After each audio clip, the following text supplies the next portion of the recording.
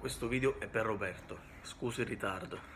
Allora, ti insegno nuvole e lenzuola.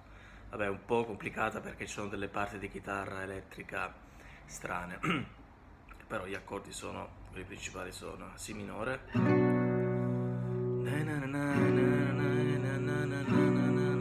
Sol,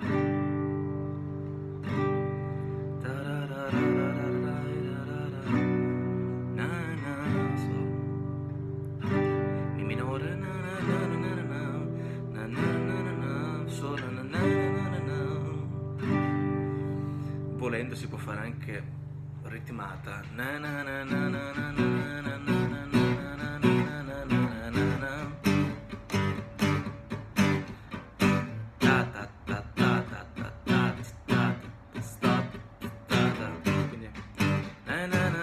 Quindi minore, Sol, ritornello, Re,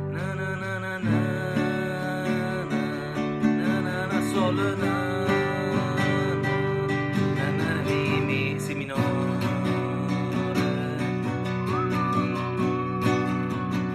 Re, braccia, Sol, Si minore,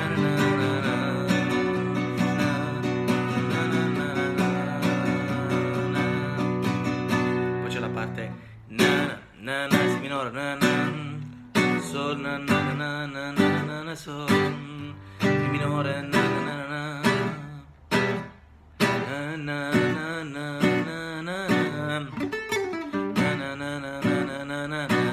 Si, La, Sol,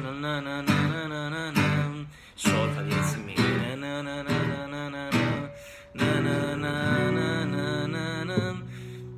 e ritornello di nuovo.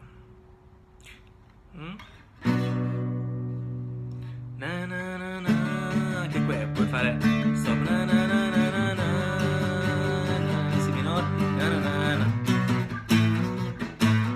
fa un Si, La, Si, Si,